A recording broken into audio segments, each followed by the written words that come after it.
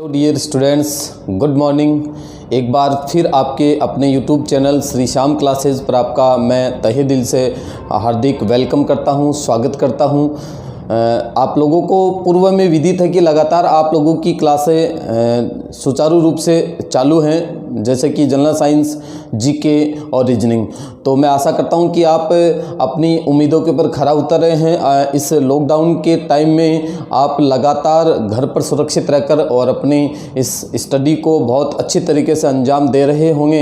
एक छोटी सी शायरी आप लोगों के लिए मैं बोलना चाहूँगा, क्योंकि बिना मोटिवेशन के आप लोगों को भी पता है कि मेरी क्लास का कोई औचित्य होता नहीं है। तो थोड़ा गौर फरमाइए। परिंदों को नहीं दी जाती तालीम उड़ानों की, परिंदों को नहीं दी जाती तालीम उड़ानों की, वो खुद ही तय करते हैं मंजिल आसमानों की, वो खुद ही तय करते हैं मंजिल आसमानों की। रखता है जो हौसला आसमान को छूने का, रखता है जो हौसला आसमान को छूने का, उसको नहीं होती परवाह गिर जाने की, उसको नहीं होती परवाह गिर जाने की। तो एक बार फिर से मैं आपका अपने Shri Shyam classes YouTube channel पर हार्दिक स्वागत करता हूं।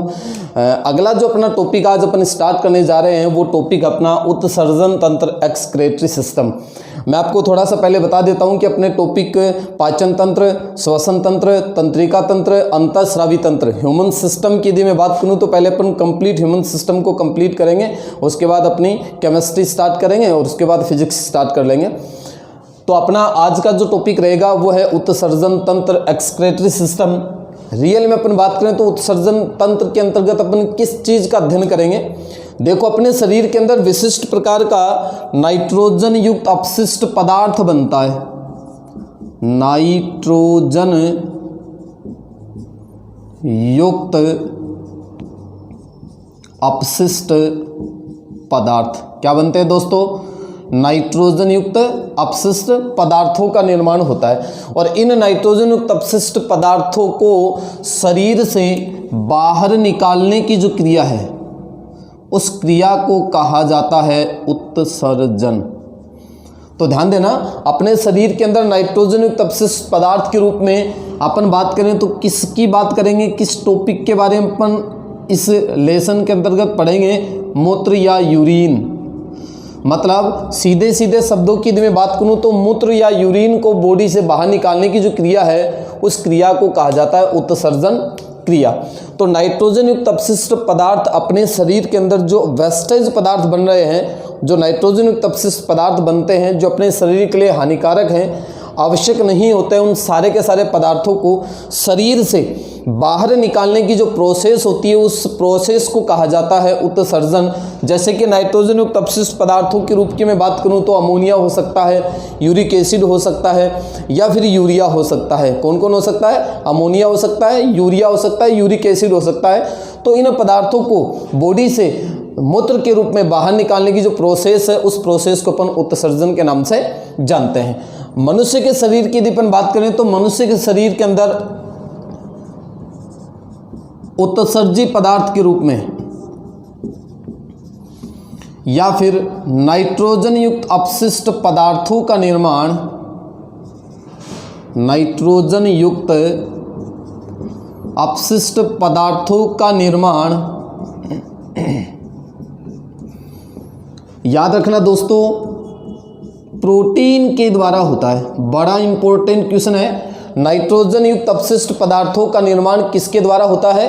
प्रोटीन के द्वारा होता है। ये बात आप लोगों को अच्छी तरीके से याद रखनी है। जब अपन उत्सर्जी अंगों के आधार पर जीवों की कुछ उत्सर्जी पदार्थ के आधार पर जीवों की कुछ टाइप पढ़ाऊंगा, तब मैं इस बात को और वहाँ पे क्लियर करूँगा आप लोगों के सामने। तो उत्सर्जी पदार्थ या नाइट्रोजन युक्त अपशिष्ट पदार्थों का निर्माण किसके द्वारा होता है? प्रोटीन के द्वारा होता है। इस उत्सर्जी पदार्थ की अपन बात करें तो मूत्र या फिर उत्सर्जी पदार्थ या फिर यूरिया की यदि अपन बात करें तो विशेष पॉइंट मैं आप लोगों को बता रहा हूं। मनुष्य के अंदर मुख्य जो उत्सर्जी अंग होता है, मुख्य जो उत्सर्जी अंग होता है वो कौन होता है दोस्तों? क्या आप मुझे इसके बारे में बता सकते हैं कि मुख्य उत्सर्जी अंग कौन सा होता है? तो ध्यान से सुनना, मुख्य जो उत्सर्जी अंग होता है वो होता है किडनी। किडनी बोल सकते हैं अपन इसको, वृक्क बोल सकते हैं, या फिर गुर्दा बोल सकते हैं। ध्यान से सुनना मेरी बात को। पुराने वाले लोग इसको गुर्दा बोलते थे, आज वाले बच्चे इसको किडनी पढ़ते हैं, लेकिन वृक्क का नाम आते ही कईयों की बोलती बंद हो जाती कि सर ये वृक्क क्या होते हैं। तो याद रखना, वही किडनी है, वही वृक्क है, वही गुर्दा है।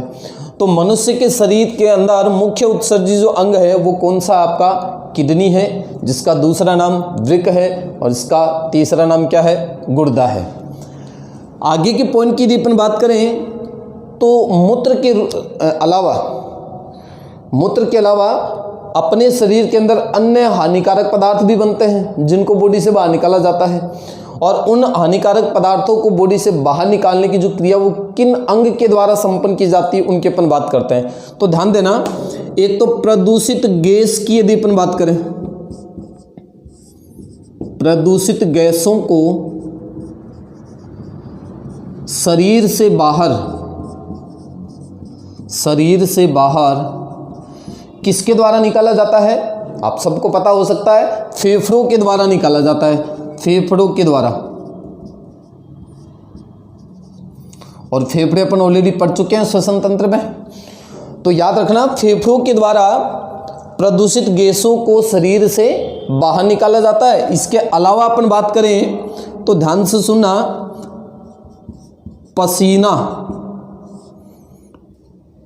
पसीने को शरीर से बाहर कौन निकालती है दोस्तों? आप सबको पता है कि अपनी स्किन के अंदर स्वेद ग्रंथियां होती हैं, स्वेद या पसीना ग्रंथियां उपस्थित होती हैं। इन पसीना ग्रंथियों के द्वारा पसीने को बॉडी से बाहर निकाला जाता है।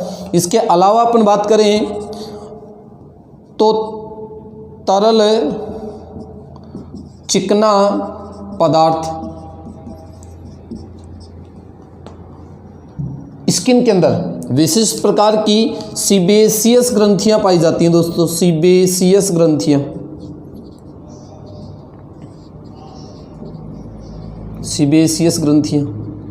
इन सीबेसियस ग्रंथियों के द्वारा जो तरल चिकना पदार्थ सीक्रेट होता है, उस तरल चिकने पदार्थ को कहा जाता है सिब्बम। क्या बोलते हैं दोस्तों? सिब्बम कहा जाता है। तो फेफड़ों के द्वारा प्रदूषित गैसों को बाहर निकाला जा रहा है, स्वेद या पसीना ग्रंथि के द्वारा पसीने को बॉडी से बाहर निकाला जा रहा है, और सिब्बम जो तरल चिकना पदार्थ है उसको सीबेसियस ग्रंथि के द्वारा बॉडी से बाहर निकाला जा रहा है। इसके अलावा अपन बात करें तो पित्तवर्णक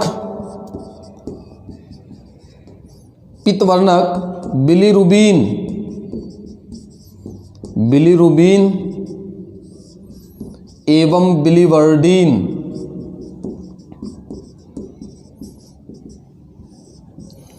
इसके अलावा कोलेस्ट्रॉल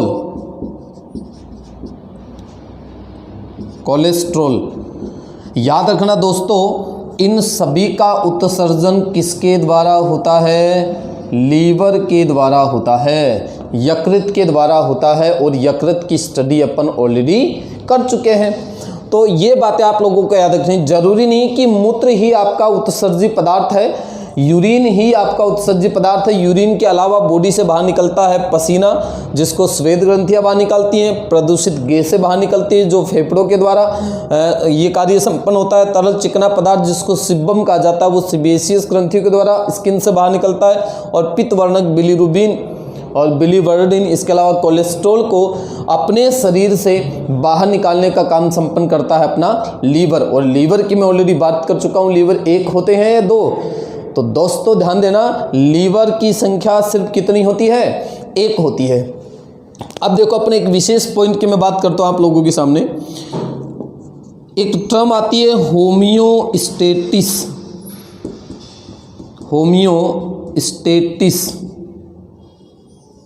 जिसे हिंदी में कहा जाता है समस्थैतिकता, या फिर इसे कहा जाता है समस्थापन। इस टर्म का क्या मतलब है? होमियोस्टेटिस, समस्थैतिकता या समस्थापन क्या है? मनुष्य के शरीर के, याद रखना, मानव शरीर के आंतरिक वातावरण को आंतरिक वातावरण को संतुलित बनाए रखने की क्रिया, संतुलित बनाए रखने की क्रिया क्या कहलाती है दोस्तों? होमियोस्टेसिस कहलाती है। तो शरीर के आंतरिक वातावरण को संतुलित बनाए रखने की क्रिया को किस नाम से जानते हैं अपन? होमियोस्टेसिस के नाम से जानते हैं, समस्थितिकता के नाम से जानते हैं, समस्थापन के नाम से जानते हैं। और ये होमियोस्टेसिस शब्द, इस शब्द की बात करूं तो ये शब्द सबसे पहले किस वैज्ञानिक ने दिया था? वाल्टर केनन नामक वैज्ञानिक ने दिया था। किस वैज्ञानिक ने दिया था? वाल्टर केनन नामक वैज्ञानिक ने। आपसे प्रश्न पूछा जा सकता है, होमियोस्टेसिस, समस्थितिकता या समस्थापन शब्द सर्वप्रथम किसने दिया था? तो वो वैज्ञानिक कौन था आपका? वाल्टर केनन था।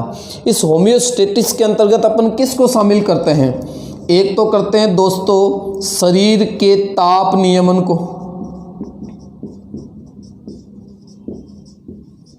और एक अपन इसके अंतर्गत शामिल करते हैं जल एवं खनिज लवणों को, खनिज लवणों का नियमन। ये दो बातें आप लोगों को दोस्तों बहुत अच्छी तरीके से याद रखनी है। आंतरिक वातावरण, मैं फिर रिपीट कर रहा हूं इस बात को, आंतरिक वातावरण को बैलेंस बनाए रखने की जो क्रिया है उस क्रिया को नाम दिया गया है होमियोस्टेसिस। और होमियोस्टेसिस शब्द किसने दिया है? वाल्टर केनन ने दिया है। और इसकी अपन बात करें तो इसके अंतर्गत अपन दो बातों को शामिल करते हैं, दो पॉइंट इसके अंदर शामिल हो रहे हैं। एक है शरीर का ताप नियमन और दूसरा है जल और खनिज लवणों का नियमन। तो ये बात आप लोगों को अच्छी तरीके से याद रखनी है। इसके अलावा अपन बात करें तो किडनी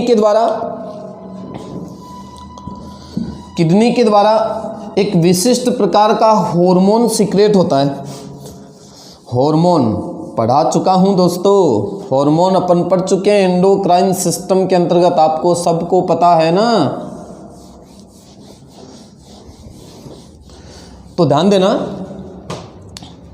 किडनी के द्वारा एक विशिष्ट प्रकार का हार्मोन सीक्रेट होता है और उस हार्मोन का नाम है erythropoietin hormone. Erythropoietin hormone. Kidney के द्वारा कौन सा हार्मोन सीक्रेट होता है? एरिथ्रोपोइटीन हार्मोन सीक्रेट होता है। और ये एरिथ्रोपोइटीन हार्मोन आरबीसी के निर्माण में सहायक होता है। आरबीसी निर्माण में क्या होता है दोस्तों? सहायक होता है। देखो ध्यान से, आपको एक नाम दिख रहा है एरिथ्रो। मैं थोड़ी सी बात आपको रक्त कणिकाओं की बताता हूँ। 3 प्रकार की रक्त कणिकाएं होती हैं अपनी, आरबीसी, डब्ल्यूबीसी और बिंबाणु या प्लेटलेट्स। आरबीसी की बात करें तो आरबीसी को एरिथ्रोसाइट कहा जाता है, डब्ल्यूबीसी को ल्यूकोसाइट कहा जाता है और आपकी प्लेटलेट्स को थ्रोम्बोसाइट के नाम से जानते हैं। तो आरबीसी का दूसरा नाम एरिथ्रोसाइट, जिसको आप लाल रक्त कणिका बोलते हो, डब्ल्यूबीसी श्वेत रक्त कणिका जिसको ल्यूकोसाइट के नाम से जानते हैं, और बिंबाणु या प्लेटलेट्स जिसको थ्रोम्बोसाइट के नाम से जानते हैं। ये बातें रक्त परिसंचरण तंत्र में पढ़ेंगे अपन। तो किडनी के द्वारा कौन सा हार्मोन सीक्रेट हुआ? एरिथ्रोपोइटीन। अब एरिथ्रो नाम किसका है? आरबीसी का। तो एरिथ्रोपोइटीन हार्मोन क्या काम संपन्न कर रहा है? आरबीसी के निर्माण में ये सहायक होता है, सहायता प्रदान करता है। इसके अलावा अपन बात करें तो मनुष्य का जो पसीना है, मानव के पसीने में कौन कौन उपस्थित होते हैं? तो ध्यान से सुनना, मनुष्य के पसीने के अंतर्गत लैक्टिक अम्ल उपस्थित होता है,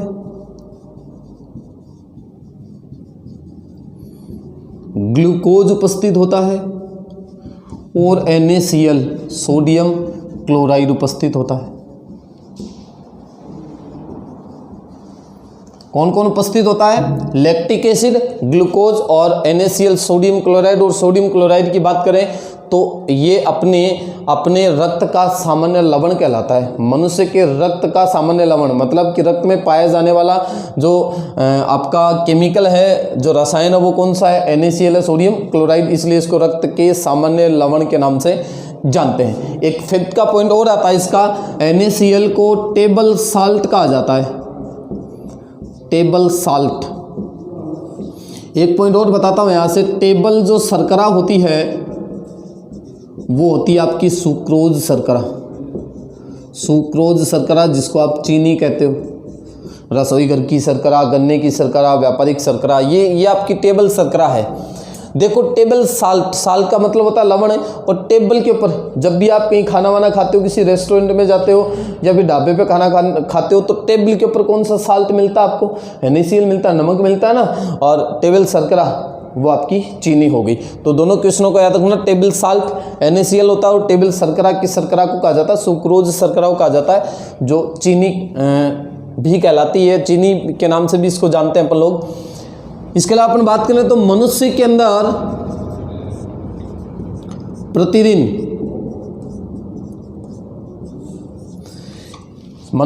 प्रतिदिन पसीना उत्सर्जित करने की जो क्षमता होती है, पसीना उत्सर्जित करने की मात्रा लिख सकता हूं मैं, मतलब एक आदमी दिन में प्रतिदिन कितना पसीना सिक्रेट कर सकता है, तो उसकी जो मात्रा है वो शून्य से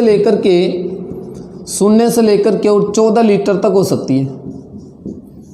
अब आपको पता है कईयों के पसीना बिल्कुल भी नहीं आता, तो चाहे कितनी ही हार्ड वर्क करें, कितना ही कठोर परिश्रम करें, उनके पसीना आता ही नहीं है। इसका मतलब पसीना ग्रंथियां उनकी एक्टिव नहीं है। तो शून्य से लेकर के 14 लीटर तक एक आदमी के शरीर से प्रतिदिन पसीना बाहर निकल सकता है। अब ज़रूरी नहीं कि किसी का कोई फिक्स हो कि मैं जब हार्ड वर्क कर रहा हूँ तो मेरे शरीर के अंदर प्रतिदिन 5 लीटर पसीना निकलता है, ऐसा कोई फिक्स नहीं है। तो ये क्वांटिटी भी आपको याद रखनी है, शून्य से लेकर 14 लीटर तक आदमी के शरीर से पसीना बाहर निकल सकता है। तो ये देखो, ये आपके उत्सर्जन तंत्र के जो इम्पोर्टेंट जो पॉइंट हैं, वो सारे के सारे पॉइंट मैंने आपको बताए हैं। आशा कर रहा हूं कि आप लोग इनको बहुत अच्छी तरीके से समझ पा रहे होंगे। अब अपन बात करें उत्सर्जन तंत्र की, तो उत्सर्जन तंत्र के अंतर्गत किन किन को शामिल किया गया है? उत्सर्जन तंत्र किन किन अंगों से मिलकर के बना हुआ है? उन अंगों की अपन बात करें तो विशिष्ट प्रकार के 4 अंग उत्सर्जन तंत्र बनाते हैं। वो चारों अंग आपस में मिलकर के और उत्सर्जन तंत्र का निर्माण करते हैं। तो वो चारों अंग कौन कौन से हैं उनकी अपन बात करते हैं।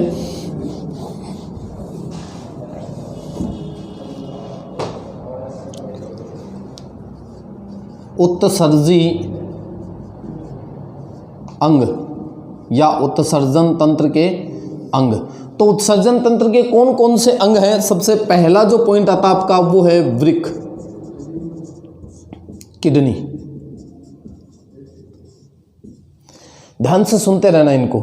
दूसरा पॉइंट आता है मूत्रवाहिनियां, मूत्रवाहिनियां। तीसरा पॉइंट आता है मूत्राशय, मूत्राशय। और चौथा पॉइंट आता है दोस्तों मूत्र मार्ग। ये चारों अंग आपस में मिलकर के जिस तंत्र का निर्माण करते हैं उस तंत्र को कहा जाता है उत्सर्जन एक्सक्रेटरी सिस्टम। एक छोटी सी बात आप लोगों को अच्छी तरीके से याद होगी कि मनुष्य का जो शरीर है वो कोशिकाओं से मिलकर के बना हुआ है। सजीवों की शरीर की जो मूलभूत इकाई होती है वो सेल होती है, सबको पता है। और कोशिकाएं आपस में मिलकर के जो समूह बनाती है उस समूह को उत्तक कहा जाता है। किस नाम से जानते हैं? उत्तक के नाम से। और उत्तक आपस में मिलकर के क्या बनाते हैं? अंग बनाते हैं। और अंग आपस में मिलकर के तंत्र बनाते हैं। और बहुत सारे सिस्टम जैसे पाचन तंत्र, श्वसन तंत्र, उत्सर्जन तंत्र, रक्त परिसंचरण तंत्र, इसके अलावा तंत्रिका तंत्र, अंतःस्रावी तंत्र, कंकाल तंत्र, ये सारे तंत्र आपस में मिलकर के और किसका निर्माण करते हैं? आपके पूरी बॉडी का निर्माण करते हैं, पूरे शरीर का निर्माण करते हैं। तो ये आपके 4 पॉइंट हैं जिनमें से पहला आता है वृक्क, मूत्रवाहिनी, मूत्राशय और मूत्र मार्ग। ये उत्सर्जी अंग, ये चारों के चारों अंग आपस में मिलकर के और उत्सर्जन तंत्र का निर्माण करते हैं। तो सबसे पहले अपन बात करते हैं किडनी की। देखो मूत्रवाहिनियां, मूत्राशय और मूत्र मार्ग, इनसे क्वेश्चन बनने की संभावनाएं कम होती हैं। ज़्यादातर जो क्वेश्चन निकाले जाते हैं वो किडनी से निकाले जाते हैं। एक बात अपन बात कर चुके हैं, किडनी का ही दूसरा नाम वृक्क होता है और इसी का तीसरा नाम गुर्दा होता है। बार बार मुझे रिपीट नहीं करना पड़े, एक बार में समझ जाना। वृक्क, गुर्दा और किडनी, याद रखना इनको। ये किडनी अंग्रेजी का नाम है, ये वृक्क, गुर्दा, ये सब एक ही ऑर्गन्स के नाम है। तो किडनियों की अपन बात करें तो सबको पता है कि मनुष्य के शरीर में कितनी किडनियां होती हैं, 2 किडनी होती है। और दोनों किडनियां कहाँ स्थित होती हैं, तो पहले अपन बात कर लेते हैं इनकी स्थिति की कि किडनियां कहाँ स्थित हैं। तो ध्यान देना दोस्तों, उदर गुहा के पृष्ठभाग में, पीछे वाले भाग में, पृष्ठभाग में कशेरुक दंड के दोनों ओर स्थित होती हैं।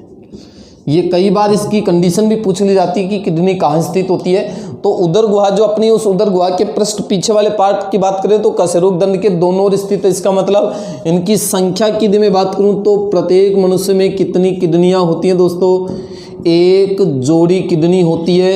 यदि मैं संख्या की बात करूं तो कितनी हो गई, 2 हो गई। कितनी हो गई, 2। 1 जोड़ी के अंदर कितनी संख्या होंगी, 2 होंगी। आगे अपन बात करें तो किडनी का जो वजन है वो 120 ग्राम से लेकर और 170 ग्राम तक होता है। फिक्स नहीं है किसी की किडनी का वजन। एक स्वस्थ वयस्क मनुष्य की किडनी के वजन की अपन बात करें तो वजन 120 ग्राम से लेकर 170 ग्राम तक है। जो पॉइंट मैं आप लोगों को पढ़ा रहा हूँ, हर एक ऑर्गन्स के वजन की भी अपन बात करें तो काफ़ी बार पेपर्स में इनके वजन की बात भी पूछ ली जाती है। तो किडनी का वजन 120 से 170 ग्राम है। यदि इसके आकार की अपन बात करें तो किडनी का जो आकार होता है वो सेम के बीज के समान होता है, सेम के बीज के समान। अब आपने सेम का बीज नहीं देखा तो कोई बात नहीं, मैं थोड़ी बहुत कोशिश करूंगा इसको बनाने की। तो इस प्रकार की जो स्ट्रक्चर होती है अपनी किडनी की, ये स्ट्रक्चर होती है किडनी की। 2 किडनियां है, किसके जस्ट उधर सामने होगी। तो ये सेम के बीज की आकृति की संरचना है। तो याद रखना आपको इसका वजन आकार कैसा है इसका, सेम के बीज के समान। और फिर अपन बात करें तो इसकी लंबाई, किडनी की जो लंबाई होती है वो 10 से 12 सेंटीमीटर तो ये लंबी होती है। चौड़ाई की यदि बात करें तो 5 से 7 सेंटीमीटर इसकी चौड़ाई होती है। और मोटाई की यदि बात की जाए तो 2 से 3 सेंटीमीटर किडनी की मोटाई होती है। तो लंबाई 10 से 12 सेंटीमीटर होगी, चौड़ाई 5 से 7 सेंटीमीटर होगी और मोटाई कितनी है, 2 से 3 सेंटीमीटर। एक बात आप गौर से देखना, इस किडनी का जो बाहर वाला भाग है, ये वाला, ये तो होता है दोस्तों उत्तल भाग, उत्तल। इतना तो शायद आप जानते हैं कि बाहर वाला उभरा हुआ जो भाग होता है वो उत्तल होता है, अंदर धसा हुआ भाग अवतल है। तो याद रखना किडनी का जो बाहर वाला भाग है, किडनी का बाहरी जो भाग है वो कैसा होता है, उत्तल होता है, उत्तल। और एक बात और याद रखना, बाहरी भाग को नाम क्या दिया है, वल्कुट कहते हैं, वल्कुट, कॉर्टेक्स कहा जाता है। किडनी का बाहर वाला भाग क्या कहलाता है, कॉर्टेक्स कहलाता है। और इसका जो आंतरिक भाग है, आंतरिक जो भाग है वो कैसा है, अवतल है। और इसे नाम देंगे अपन मध्यांश या मेडुला, मेडुला इसे कहा जाता है, कॉर्टेक्स। तो बाहर वाले भाग को, बाहर वाला जो भाग है वो उत्तल शेप का है और अंदर वाला भाग है वो अवतल शेप का है। किडनी का जो बाहर वाला भाग है, इसकी बनावट की अपन बात करें तो बाह्य जो भाग होता है वो वल्कुट या कॉर्टेक्स कहलाता है, जबकि इसका आंतरिक अंदर वाला भाग मध्यांश या मेडुला के नाम से जाना जाता है। गौर करना, एक बात के ऊपर बहुत अच्छी बात बता रहा हूँ। किडनी का अंदर वाला मतलब अवतल जो भाग होता है वो अंदर धसा हुआ है। देखो, इस अंदर धसे हुए भाग को कहा जाता है हाइलम। क्या बोलते हैं दोस्तों, हाइलम। यहाँ का क्वेश्चन काफ़ी बार पेपर में आ चुका है, इंपॉर्टेंट क्वेश्चन बनता है। तो किडनी का आंतरिक जो धसाव भाग है उसको किस नाम से जानते हैं, हाइलम के नाम से जानते हैं। अब इस हाइलम की यदि मैं बात करूं तो मूत्रवाहिनी, मूत्रवाहिनी और आपकी वृक्क शिरा, ये दोनों तो यहाँ से बाहर निकलती हैं। और इसके अलावा अपन बात करें तो वृक्क धमनी और तंत्रिका ये अंदर प्रवेश करती हैं। ये बात आप लोगों के लिए इंपॉर्टेंट है। तो किडनी के आंतरिक धसे भाग को किस नाम से जानते हैं अपन? हाइलम के नाम से जानते हैं। और इसकी इस हाइलम भाग की बात करें तो मूत्र वाहिनी और वृक्क शिरा इस हाइलम से बाहर निकलती हैं, जबकि वृक्क धमनी और तंत्रिका इस हाइलम भाग के अंदर प्रवेश करती है। तो ये आप लोगों की किडनी की कुछ रूपरेखाएं हैं। तो स्थिति की बात करें तो उदर गुहा के पृष्ठ भाग में कशेरुक दंड के दोनों ओर स्थित होती है। संख्या की बात करें तो एक जोड़ी या कितनी किडनी होगी? 2 हो गई। वजन की बात करें तो 120 ग्राम से 170 ग्राम किडनी का वजन, एक किडनी का वजन है 120 से 170 ग्राम, 2 तो आप मल्टीप्लाई कर सकते हो। आकार की बात करें तो सेम के बीज के समान इसका आकार है। लंबाई 10 से 12 सेंटीमीटर, चौड़ाई 5 से 7 सेंटीमीटर और मोटाई 2 से 3 सेंटीमीटर। बाहर वाला भाग उत्तल साफ दिख रहा है आपको, अंदर वाला भाग अवतल होता है। यदि आंतरिक संरचना बनावट की यदि अपन बात करें तो इसके बाहरी भाग को कोर्टेक्स कहा जाता है और आंतरिक भाग को मेडुला के नाम से जानते हैं। इसके अलावा किडनी का जो अंदर वाला आंतरिक भाग होता है वो धसावा, जिसको हाइलम कहते हैं। हाइलम के अंदर मूत्र वाहिनी और वृक्क शिरा बाहर निकलती है और वृक्क धमनी और तंत्रिका इसके अंदर प्रवेश करती है। इसके अलावा अपन बात करें तो 2 किडनियां हैं, थोड़ा सा आपको विशेष ध्यान रखना है इस बात का। दोनों किडनियों के अंदर एक किडनी हल्का सा नीचे होता है और एक किडनी हल्का सा ऊपर स्थित होता है। तो याद रखना, बाईं जो किडनी है और दाईं, अब देखो कईयों को ये पता नहीं रहता कि दायां कौन सा और बायां कौन सा है। तो आपको इस बात का अच्छी तरीके से पता लगाना कि बाईं अपनी किडनी कौन सी और दाईं अपनी किडनी कौन सी है। तो एक बात का आपको विशेष ध्यान रखना है, जो दाईं किडनी होती है दाईं, वो दाईं किडनी हल्का सा नीचे स्थित होता है। दायां जो वृक्क होता है वो बाएं वृक्क की अपेक्षा हल्का सा नीचे स्थित होता है। नीचे स्थित क्यों है, इसके पीछे एक रीजन है, क्योंकि दाएं वृक्क के ऊपर कौन स्थित होता है दोस्तों? लीवर स्थित होता है, यकृत स्थित होता है। अब आप सबको पता है कि लीवर एक ही है। यदि 2 लीवर होते तो दोनों किडनियां सेम होती, दोनों किडनियां कोई हल्की ऊपर नीचे नहीं होती। तो दाईं जो किडनी है वो बाईं किडनी की अपेक्षा, याद रखना, दाईं किडनी बाईं किडनी की अपेक्षा हल्का सा नीचे स्थित है, क्योंकि दाईं किडनी के ऊपर कौन स्थित होता है? लीवर स्थित होता है। इसके अलावा अपन बात करें तो एक और पॉइंट आपका इंपॉर्टेंट दे रहा हूं मैं, याद हो आपको अंतःस्रावी तंत्र के अंतर्गत अपन ने पढ़ा था कि आपकी जो एड्रिनल ग्रंथि होती है, उस एड्रिनल ग्रंथि को अधिवृक्क ग्रंथि के नाम से जानते हैं अपन लोग। देखो नाम आ गया अधिवृक्क। तो याद रखना, किडनी के ऊपरी भाग पर टोपी नुमा संरचना में, ऊपरी भाग पर टोपी नुमा संरचना में जो ग्रंथि स्थित होती है उस ग्रंथि का नाम क्या है दोस्तों? एड्रिनल या अधिवृक्क ग्रंथि होती है। तो आपसे प्रश्न पूछा जा सकता है एड्रिनल ग्रंथि कहाँ स्थित होती है, तो वो कहाँ स्थित आपकी किडनी के जस्ट ऊपरी भाग पर स्थित होती है। देखो पहला जो पार्ट था वो अपना किडनी है, दूसरा जो पार्ट आता है अपना वो है मूत्र वाहिनी। तो बात करते हैं अपन मूत्र वाहिनी की। ज़्यादा इंपॉर्टेंट पॉइंट तो है नहीं इनके, फिर भी आपको थोड़ा थोड़ा याद रखना है। मूत्र वाहिनी की बात करें तो एक जोड़ी किडनी है, तो मूत्र वाहिनियाँ भी कितनी होंगी? एक जोड़ी होंगी। तो ध्यान से सुनो, ये जो हाइलम भाग है, प्रत्येक किडनी का जो हाइलम भाग है उस हाइलम भाग से दोनों ओर से इस प्रकार से मूत्र वाहिनियाँ निकलती है। एक मूत्र वाहिनियाँ इधर से निकलेगी और ये जाकर के किस में खुलती हैं? ये मूत्राशय में खुलती हैं, मूत्राशय में। और मूत्राशय से मूत्र मार्ग के द्वारा मूत्र को बॉडी से बाहर उत्सर्जित कर दिया जाएगा। एक वाली किडनी इधर होती है। तो ध्यान से देखना, प्रत्येक मनुष्य के अंतर्गत प्रत्येक किडनी के हाइलम भाग से एक पेशीय लंबी संकरी नलिका नुमा संरचना निकलती है, जिसको मूत्र वाहिनी के नाम से जानते हैं। और ये मूत्र वाहिनियाँ कितनी होगी? एक जोड़ी होगी, क्योंकि 2 किडनी है तो दोनों से निकल करके आएंगी। मूत्र वाहिनियों का जो अग्रभाग होता है, वो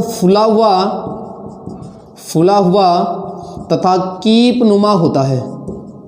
कीप नुमा, ये अच्छा क्वेश्चन आप लोगों के लिए। मूत्र वाहिनियों का अग्रभाग कुछ फुला हुआ या कीप नुमा होता है और इस कीप नुमा भाग को पेल्विस कहा जाता है। क्या कहा जाता है? पेल्विस के नाम से इसको जानते हैं।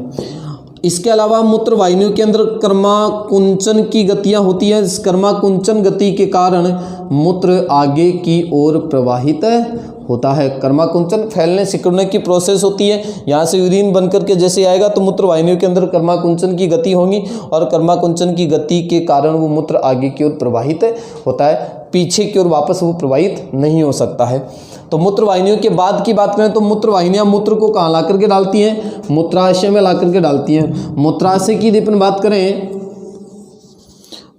तो इसे मूत्र संचय आशय कहा जाता है। क्या बोलते हैं दोस्तों? मूत्राशय को मूत्र संचय आशय कहा जाता है, क्योंकि इसके अंतर्गत किसका संग्रहण होता है? मूत्र का संग्रहण होता है। मूत्राशय किसका स्टोरेज करता है? यूरिन का, मूत्र का स्टोर करता है। याद रखना, ये 700 ml से लेकर और 800 ml तक मूत्र का संग्रहण कर सकता है।